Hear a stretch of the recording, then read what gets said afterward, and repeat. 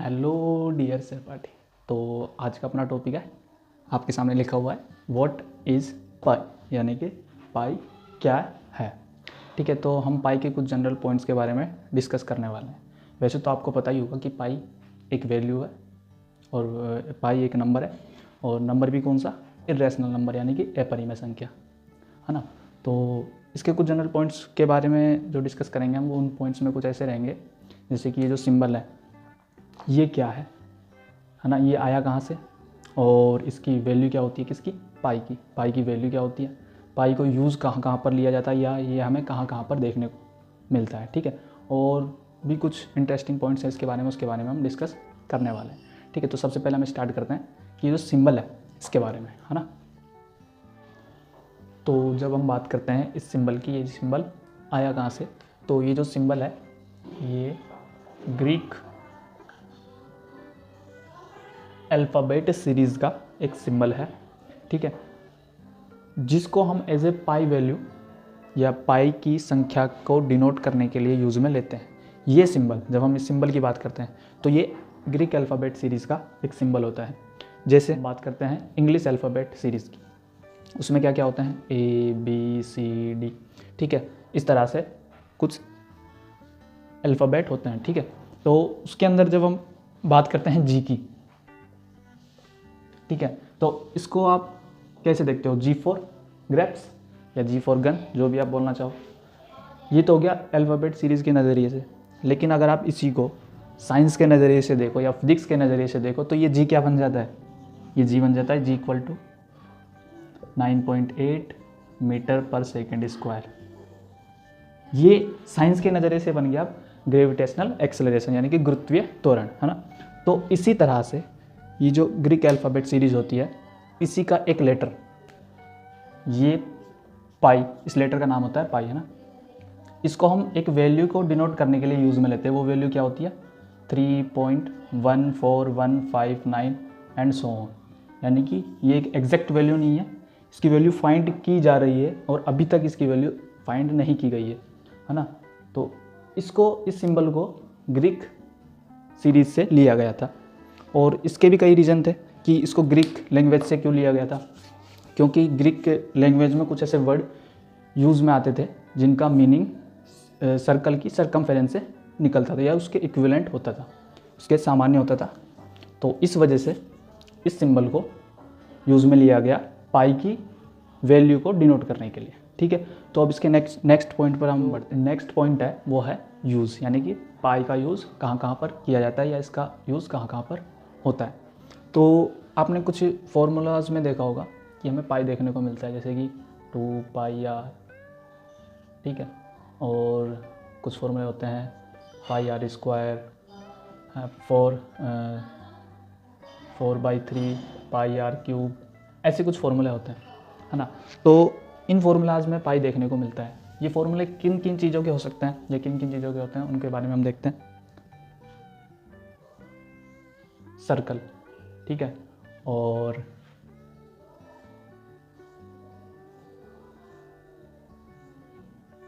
Cylinder हो गया, और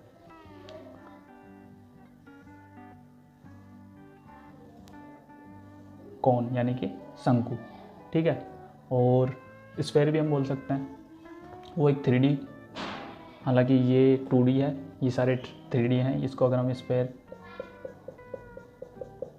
ये एक 3D के अंदर है, पूरा गोला टाइप में, है ना, स्फेयर, ठीक है। तो इन सभी के फॉर्मूलों में जब आप इनके फॉर्मूले देखोगे तो आपको पाई देखने को मिलेगा। ठीक है, जैसे कि आप वृत्त के फॉर्मूले देखोगे, इसका क्षेत्रफल हो गया πr², ठीक है, इसकी सरकमफ्रेंस होगी 2πr है, और ये इसका जो वॉल्यूम होता है, 3D जो आकृतियाँ होती हैं उनका वॉल्यूम भी हम निकालते हैं, 2D में वॉल्यूम नहीं होता। तो इसका जो वॉल्यूम होता है सिलेंडर का, वो क्या होता है, πr²h। ये जो h क्या है, इसकी हाइट है, ठीक है, और इसकी जो सरफेस एरिया होता है, शंकु का सरफेस एरिया, वो क्या होता है, 2πrl, ठीक है। r ये आप जानते हो, r इसकी रेडियस हो गई और l इसकी साइड लेंथ हो गई, ठीक है। स्फेयर में आप जानती हो इसका क्यूब वगैरह सब आप इनके फॉर्मूला में आप देखोगे तो पाई आपको देखने को मिलेगा, यहाँ पर भी पाई, इधर भी पाई, इधर पाई, इधर पाई। इन सभी जो आकृति आपके सामने बोर्ड पर बनी हुई है, इन सभी आकृतियों में एक चीज़ कॉमन है, अगर आप देख पा रहे हो तो, कि इन सभी में सर्कल इन्वॉल्व है, यानी कि सभी में सर्कल कहीं ना कहीं आपको किसी ना किसी रूप में देखने को मिल जाएगा। सर्कल तो कुछ सर्कल है, बेलन में ये नीचे वाला सर्कल, कोन में ये वाला सर्कल, और बिना सर्कल के स्फेयर बन ही नहीं सकता, ठीक है। तो ऐसा कहना गलत नहीं होगा कि जहाँ जहाँ पर हमें सर्कल देखने को मिलेगा उन आकृतियों के किसी न किसी फॉर्मूले में हमें पाई भी देखने को मिलेगा। तो इन जनरल हम बोल सकें तो ये बोल सकते हैं कि पाई हमें वहाँ पर देखने को मिल जाएगा जहाँ जहाँ पर सर्कल भी दिखाई देता है, ठीक है। तो ये आप इसका जनरल यूज़ देख सकते हो। बाकी इसके नेक्स्ट पॉइंट है पाई का मान, यानी कि पाई की वैल्यू क्या होती है। कई स्टूडेंट इसी पॉइंट पर ज़्यादातर कंफ्यूज रहते हैं कि पाई की वैल्यू क्या होती है, क्योंकि हमें पाई की वैल्यू दो देखने को मिलती हैं। एक होती है 22/7 और एक होती है 3.14159 एंड सो, ठीक है। एक ये वाली वैल्यू होती है और एक ये वाली वैल्यू होती है।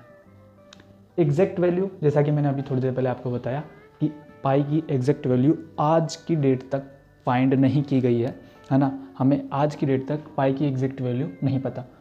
पॉइंट के बाद में, दशमलव के बाद में लाखों करोड़ों अंक निकाल लिए गए हैं, उसके बाद भी पाई का एक सही मान निकल कर नहीं आया है, ठीक है।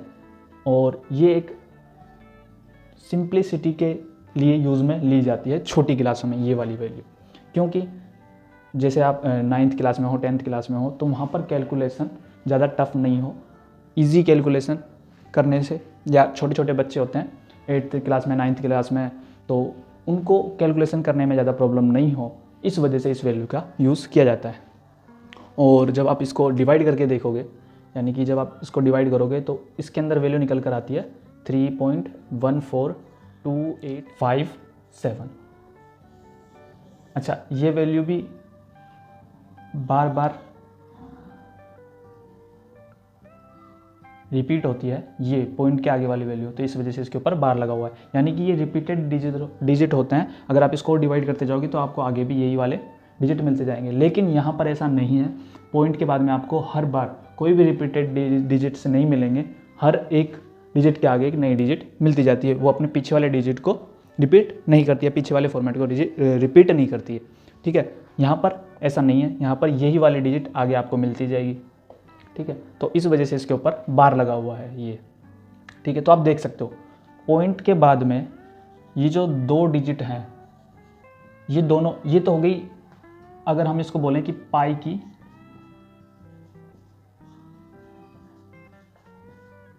सही वैल्यू, ठीक है। और ये, इसको हम अगर बोलना चाहें तो इसको हम बोल सकते हैं पाई की अप्रॉक्स वैल्यू, ठीक है। यानी कि पॉइंट के बाद में जो दो डिजिट हैं इधर पाई की सही वैल्यू में, वो ही दो डिजिट इधर मिल जाएंगे। पॉइंट के पहले तो सेम डिजिट है ही, उसके बाद में, ठीक है, पॉइंट के बाद में दो डिजिट आपको दोनों ही वैल्यू में सेम मिल जाएंगे। तो इस वजह से हम छोटी क्लासों में, ताकि कैलकुलेशन इजी हो जाए, क्योंकि ये एक फ्रैक्शन फॉर्म में होता है, भिन्न फॉर्म में होता है, तो इसको कैलकुलेशन में यूज़ करना इजी होता है बजाय इसके, ठीक है।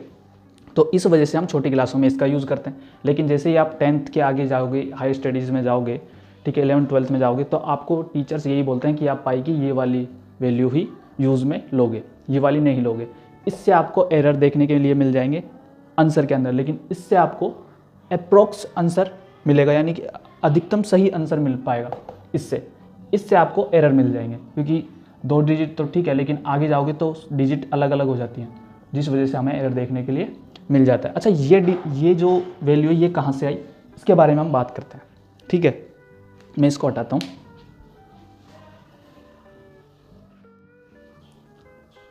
हमें पाई की सही वैल्यू पता करने के लिए कि ये कहाँ से आई है, हमें इसकी डेफिनेशन को जानना होगा उससे पहले, है ना।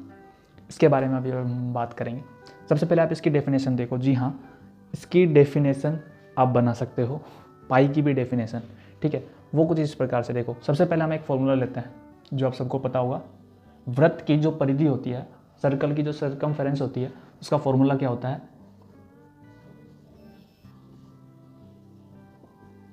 2πr। ठीक है, r क्या है, कोई भी सर्कल है उसकी रेडियस r है। ठीक है, और इसकी जो परिधि है वो क्या हो जाएगी, 2πr। ठीक है, हमें बनानी है पाई की डेफिनेशन। तो सबसे पहले देखो, मैं पाई को इधर ही रहने देता हूँ और 2r को डिवाइड करा देता हूँ, यानी कि जो ये परिधि है, ठीक है, और 2r इधर आ जाएगा, इधर बचा हमारे पास में पाई। तो पाई इक्वल में, या इसको हम ऐसे लिख देते हैं, पाई इक्वल टू परिधि अपॉन में 2r। और 2r की जगह पर भी अगर हम कुछ लिखना चाहें तो वो ये लिख सकते हैं कि जो डायामीटर होता है सर्कल का वो क्या होता है, 2r। r और r मिलकर ही तो डायामीटर होता है। तो 2r की जगह पर हम क्या लिख देते हैं, डायामीटर। ठीक है, तो अब यहाँ से पाई की डेफिनेशन बनाई जा सकती है। वो कैसे, कि पाई जो होता है वो किसी भी वृत्त की परिधि और उस वृत्त के डायामीटर यानी कि व्यास का अनुपात होता है। ठीक है, आप यहाँ से देख भी सकते हो आराम से फॉर्मूला से कि पाई किसी भी वृत्त की परिधि और उसके व्यास का अनुपात होता है। ठीक है, अब इस डायग्राम के बारे में हम बात करते हैं। वो जो वैल्यू है वो ये वाली हम जानना चाह रहे हैं कि ये जो वैल्यू है 3.14159 एंड सो ऑन, ये वैल्यू आई कहाँ से है ये जानना चाह रहे हैं ना। तो इस डायग्राम से हम देख, हमारे पास में दो चीज़ें हैं। हमें सबसे पहले तो ये फाइंड करना है कि ये जो वैल्यू है पाई की, यानी कि pi equal to 3.14159 and so on, ये वैल्यू आई कहाँ से। ठीक है, एक चीज़ ये। दूसरी चीज़, हमारे पास में जो पाई की डेफिनेशन है, यानी कि पाई इक्वल टू परिधि डिवाइडेड बाय डायामीटर, यानी कि परिधि और डायामीटर का यानी कि व्यास का अनुपात पाई होता है। ठीक है, अब देखो इस डायग्राम को आप समझो, ये एक वृत्त है। ठीक है, ये जो ब्लू कलर में आपको दिखाई दे रहा है ये एक वृत्त है, और इस वृत्त के ये जो डी दिख रहा है आपको, ये है इसका डायामीटर। ठीक है, जैसे अगर ये इसका सेंटर पॉइंट हो गया और ये पूरी डिस्टेंस जो होगी इसकी ये हो गया डायामीटर। तो इस डायामीटर जितनी लेंथ को मैंने जब वृत्त के ऊपर रखा, एक बार यहाँ पर रखा, एक बार यहाँ पर रखा और एक बार यहाँ पर रखा, तो 3 बार तो ये पूरी आ गई, यानी कंप्लीटली आ गई। ठीक है, उसके बाद में ये जो आपको छोटी सी लेंथ दिख रही है, अगर मैं इसको बोल दूँ L, इस वाली लेंथ को L बोल दिया जाए, ठीक है, इस वाली लेंथ को, ठीक है, L बोल दिया जाए, तो अगर फिर मैं इसकी परिधि बताना चाहूँ तो क्या बता सकता हूँ। इस डायग्राम की बात हम कर रहे हैं जिसमें हमने देखा कि ये जो सर्कल है इसके ऊपर हमने डायामीटर जितनी लेंथ इस सर्कल के ऊपर रखी, इस सर्कल की डायामीटर जितनी लेंथ हमने इस सर्कल के ऊपर रखी, तो एक बार, 2 बार और 3 बार तो ये कंप्लीटली आ गई। उसके बाद में एक छोटी सी लेंथ L बच जाती है, तो एक बार प्लस 2 बार प्लस 3 बार, यानी कि 3 बार डायामीटर जितनी लेंथ इसको कंप्लीटली फिल कर देती हैं और एक लेंथ L और बच जाती है। ठीक है, तो ये होगी इसकी परिधि।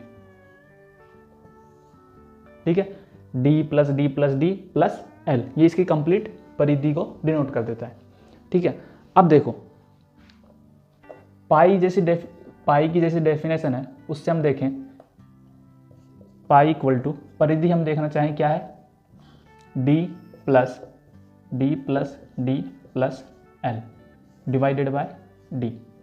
ठीक है, उसके बाद में pi equal to 3D plus L upon में D।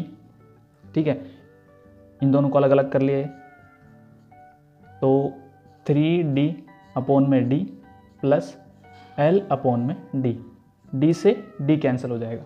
फिर हमारे पास में बचेगा pi equal to 3 plus L upon में D। ठीक है, देखो हमारे पास में क्या बचा, हमने करा क्या, आप दोबारा देखते हैं इस चीज़ को। हमने एक वृत्त लिया यानी कि सर्कल लिया, उसका जितना भी डायामीटर है उसके लेंथ के बराबर हमने उस सर्कल पर उसको डिनोट करना शुरू किया। तो एक बार पूरा पूरा आ गया, दूसरी बार और तीसरी बार, तीनों बार में तो कंप्लीटली आ गया। उसके बाद में सर्कल की ये छोटी सी लेंथ बच जाती है, ठीक है। तो अगर इसको हम 3 बार डायामीटर में जोड़ दें इस लेंथ को, तो पूरा परिधि बन जाएगी यानी कि सर्कमफ्रेंस बन जाएगी सर्कल की, ठीक है। उसके बाद में पाई के डेफिनेशन के अकॉर्डिंग हमने फॉर्मूला में इस वैल्यू को पुट कर दिया, परिधि d plus D plus D plus L, ये पूरी कंप्लीटली सर्कमफ्रेंस बन चुकी है, ठीक है। उसके बाद में d से डिवाइड करा दिया पाई के डेफिनेशन के अकॉर्डिंग, ठीक है। उसके बाद में ये सिंपल कैलकुलेशन की और ये वाली वैल्यू निकल कर आई है। अब देखो हमारे पास में 2 वैल्यूज़ हैं, एक ये वाली और एक ये वाली, ठीक है। अगर मैं इस वैल्यू को इस प्रकार लिख दूं, पाई इक्वल टू 3 प्लस 0.14159, यानी कि उस वाली वैल्यू को इस प्रकार लिखा जा सकता है, ठीक है। और एक वैल्यू हमारे पास में ये pi equal to 3 plus L upon में डी, जहाँ पर एल क्या है, डायग्राम से आप देख सकते हो ये वाली लेंथ जो है वो एल है और डी क्या है, इस सर्कल का डायामीटर, ठीक है। अब आप देखो इधर 3 है, इधर 3 है, ठीक है।